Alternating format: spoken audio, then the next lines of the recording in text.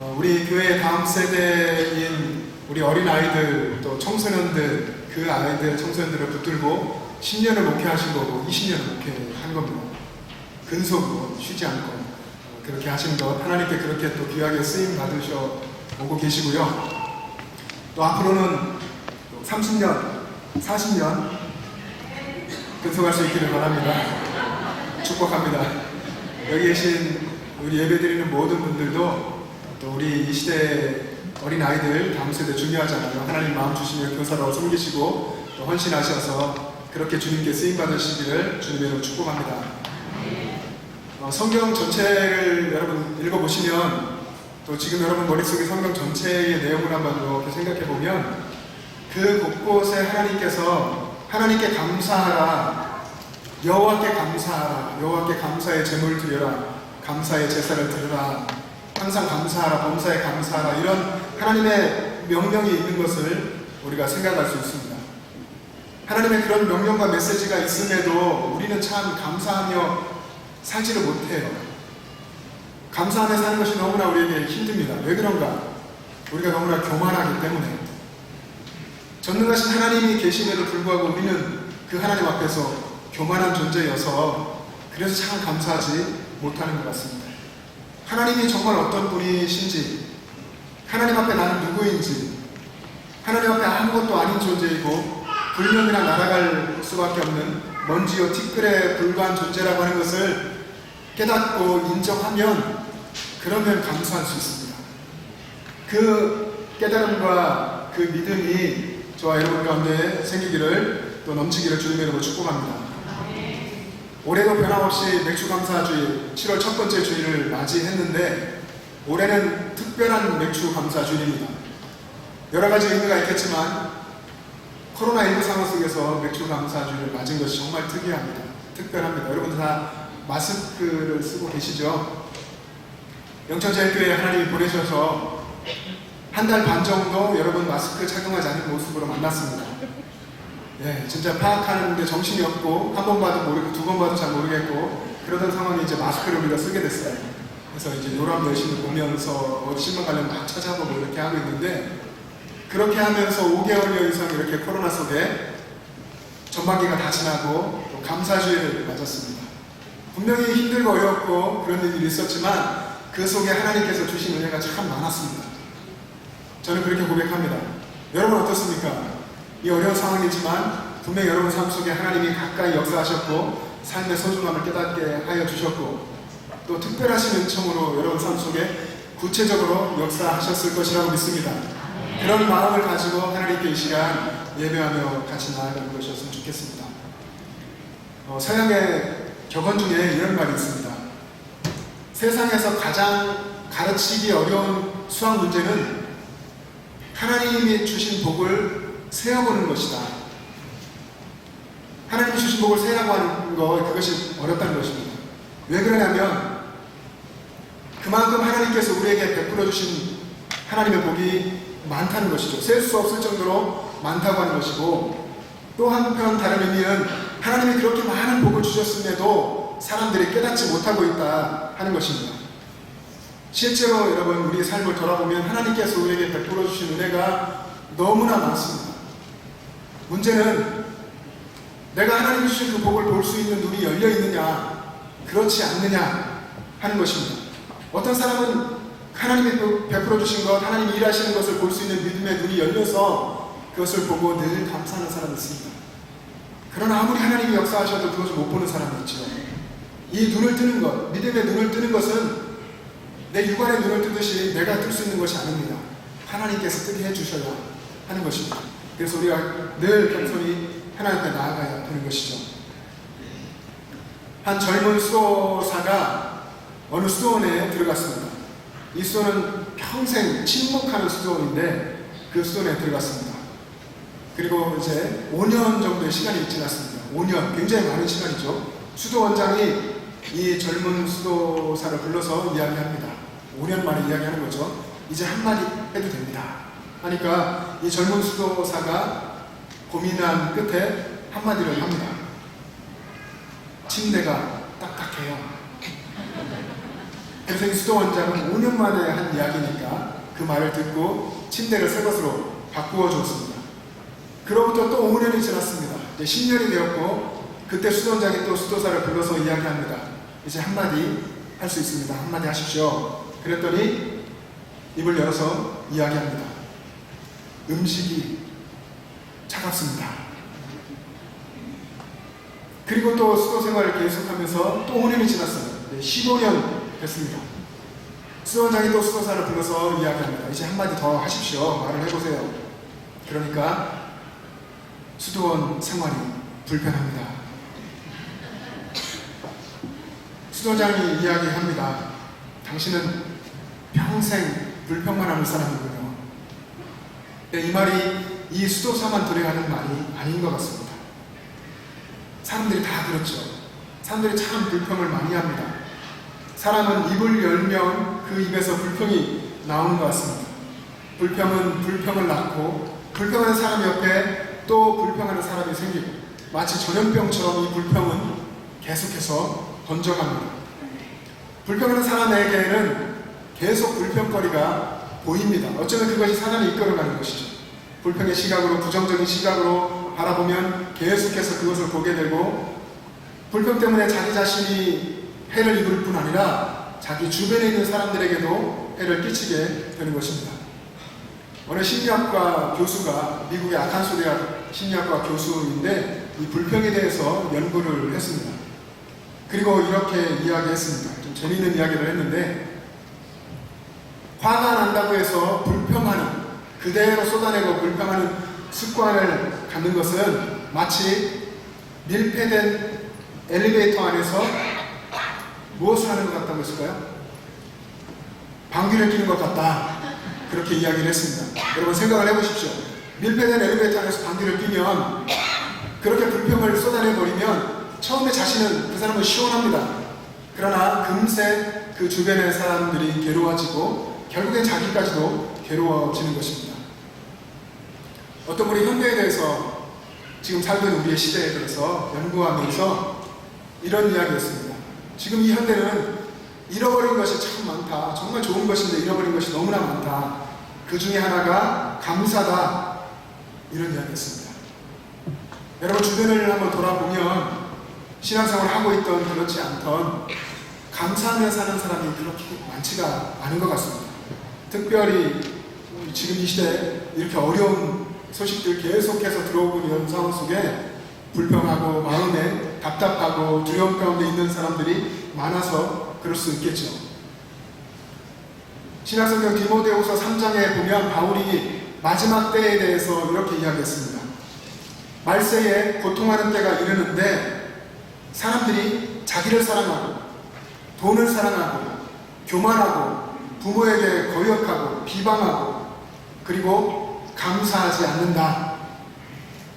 마지막 때의 모습이 세상에 드러나는 말세의 모습 중에 하나가 감사하지 않는다 하는 것입니다.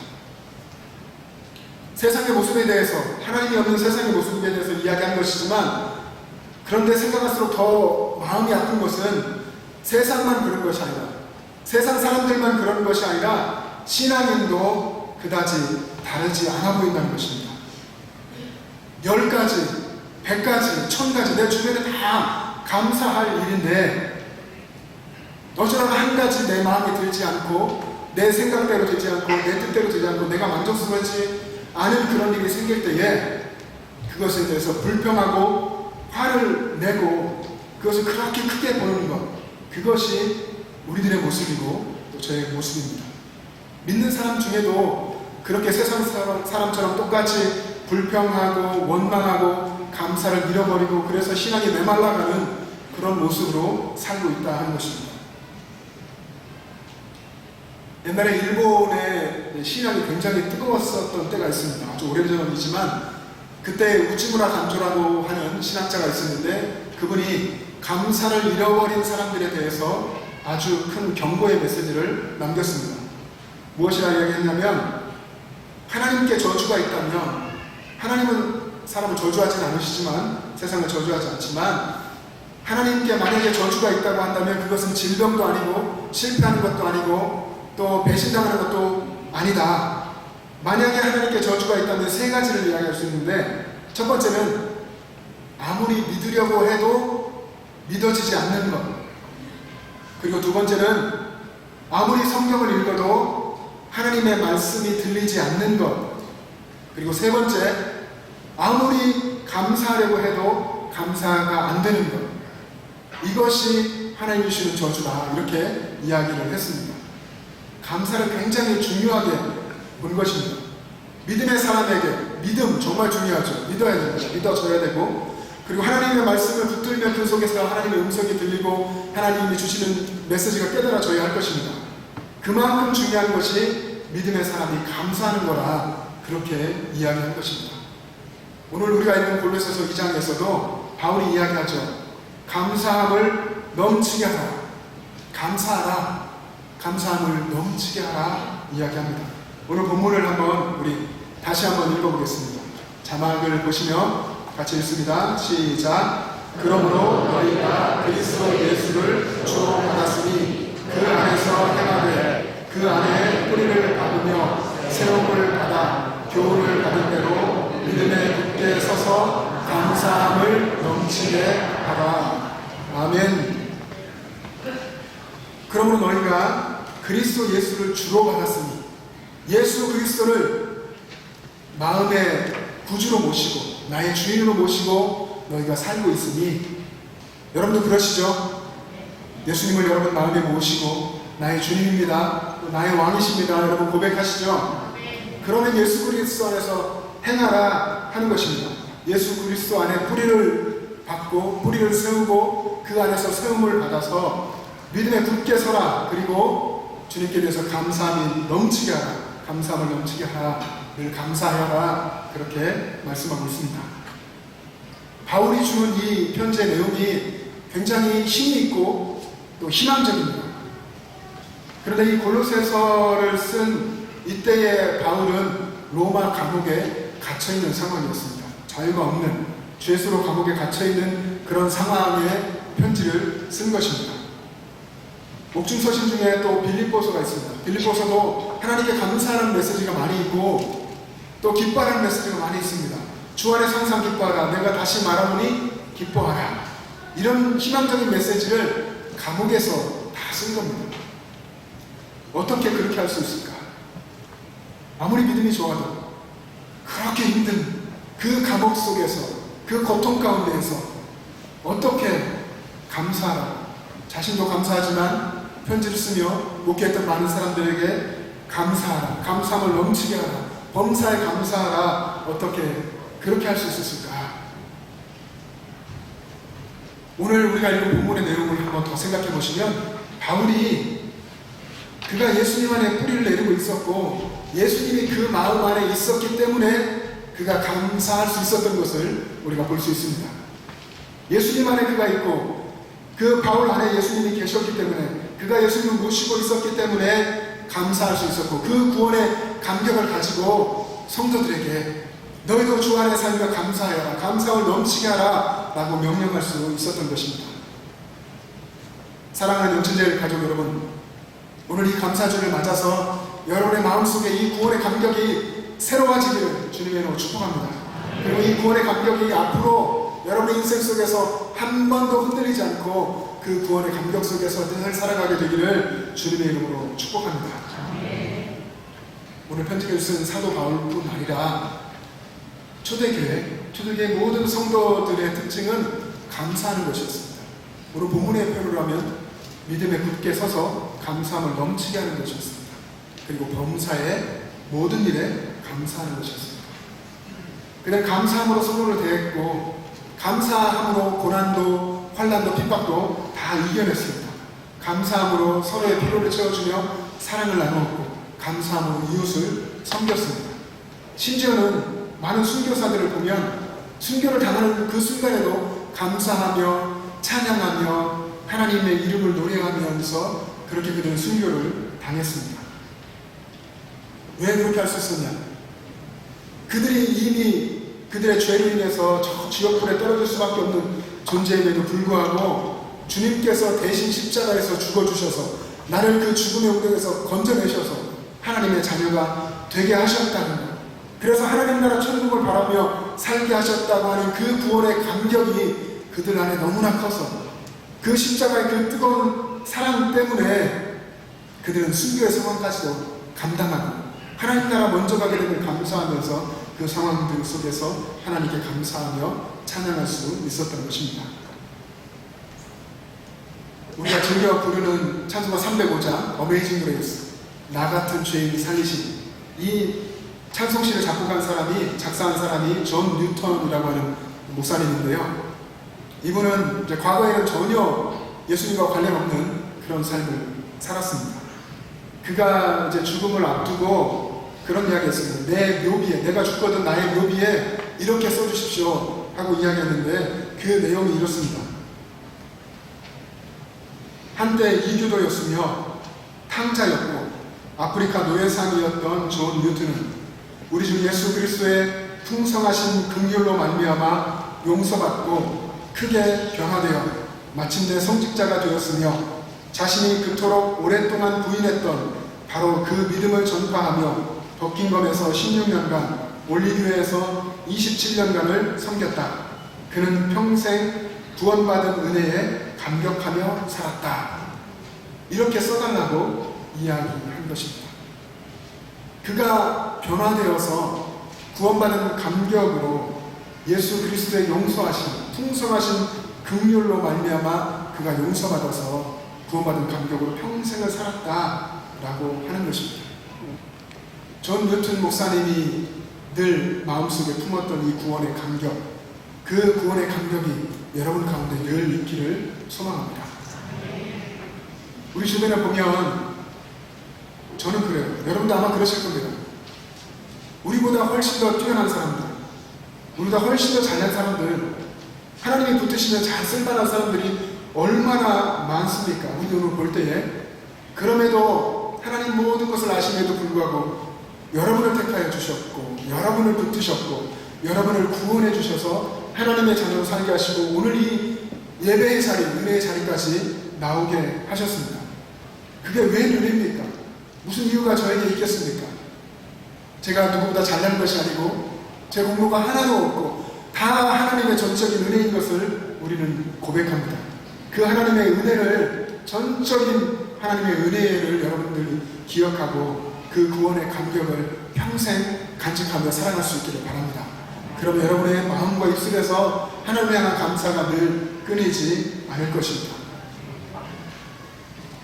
우리가 다 그렇게 살기를 원하고 그렇게 마땅히 살아야 하고 그것이 마땅한 피조물의 삶의 태도이고 자세이고 고백이어야 하는데 여러분 우리 삶을 돌아보면 어느 순간 그 구원의 감격이 사라지고 그 구원의 기쁨과 감사와 고백이 사라져가고 약해져가는 것을 봅니다.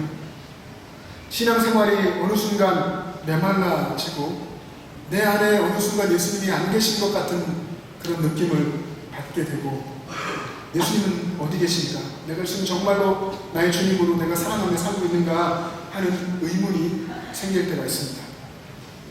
어느 순간 내가 감사하며 살았는데 불평과 불만과 원망 그리고 남에 대한 불만족 이런 것들이 너무나 많아지고 거기에 쉽게 넘어지는 자신의 모습을 발견합니다.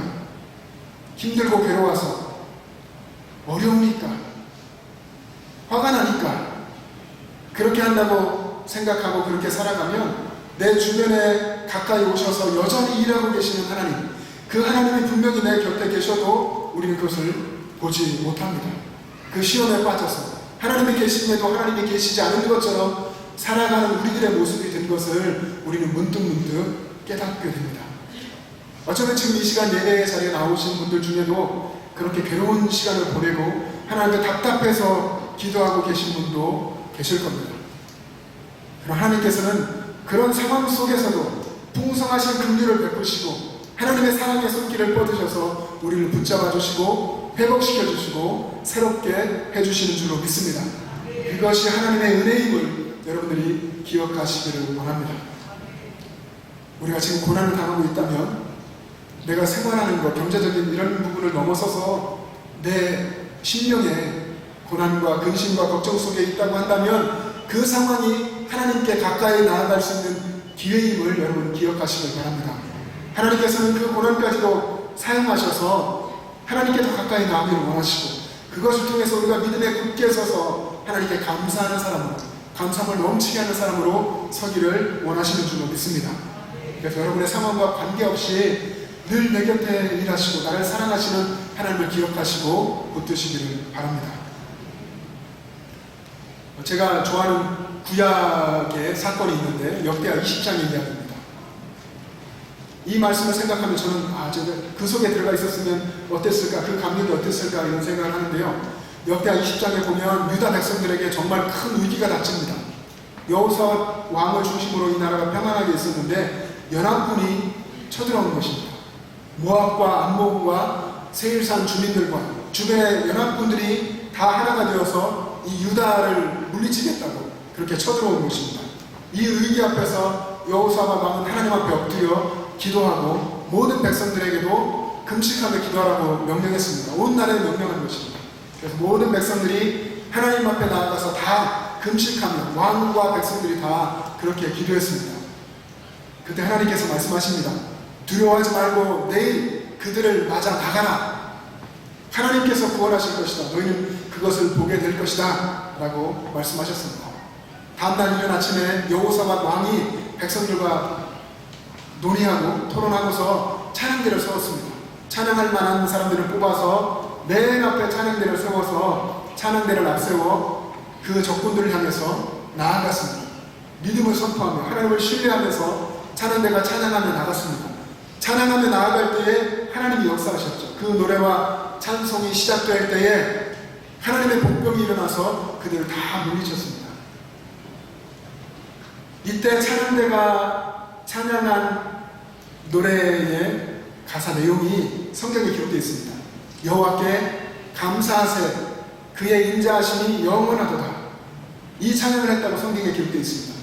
여호와께 감사하세 그의 인자하심이 영원하도다. 어떻게 이런 나라가 위기에 처한 상황, 또 아무것도 준비하지 않고 찬양복을 입고 나아가는 그 상황에서 죽을지 모르는, 맨 처음 죽을 수도 있는 그 상황에서 여호와께 감사합니다. 하나님 감사합니다. 하나님의 인자하심이 영원하십니다. 이렇게 찬양할 수 있었을까? 하나님은 그 상황과 조건과 관계없는 그 찬양을 받으시고 하나님 역사하셨고, 그 전쟁의 전리품을 취하는 데만 해도 3일이 걸렸습니다. 그리고 4일째 되는 때 브라가 골짜기라고 하는 그 골짜기에 온 백성들이 모여서 하나님을 송축하며 찬양했습니다. 도저히 찬양할 수 없는, 도저히 하나님을 신뢰하고 찬양할 수 없는 그런 상황 속에서 하나님을 찬양하며 믿음으로 나아갈 때에 하나님께서 그렇게 역사하시며 승리를 주셨습니다. 시간이 지나 지금 우리의 삶 속에서도 하나님은 똑같이 역사하신다고 믿습니다. 여러분의 상황이 아무리 어려울지라도 그 속에서 하나님이 일하심을 믿고 하나님의 구원을 바라보면서 하나님을 신뢰하면서 하나님 감사합니다. 하나님의 인자하심이 영원하십니다. 여러분 찬양하며 고백하며 노래하며 나아갈 때, 그 찬양과 노래가 시작될 때 하나님이 역사하실 줄로 믿습니다. 우리의 믿음이 다 그렇게 되기를 원하는데 어느새 우리도 모르게 우리의 믿음이 세속화되는 것 같습니다. 우리에게 어느새 세상 가치관이 자리 잡고 있는 것 같습니다. 그러면 하나님께 감사하는 것이 잘 안 됩니다. 하나님께 감사하는 것이 어색하게만 느껴집니다. 어떻게 바울이 그 상황에서, 그 현실적으로 그렇게 힘든 상황 속에서 감사할 수 있어? 힘들 때 어떻게 그럴 수가 있지? 라고 하는 또 의문이 생길 수도 있습니다.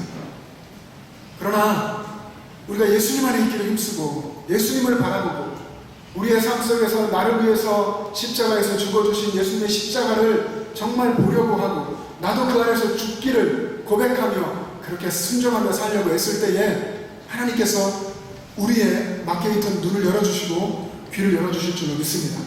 그래서 우리의 믿음이 눈이 떠져서 하나님께서 내게 얼마나 많은 것을 베풀어 주셨는가, 내 삶에 하나님께서 얼마나 역사하고 계시는가, 그런 것들을 보게 되고 우리도 하나님께 감사를 고백하며 노래할 수 있게 될 줄로 믿습니다.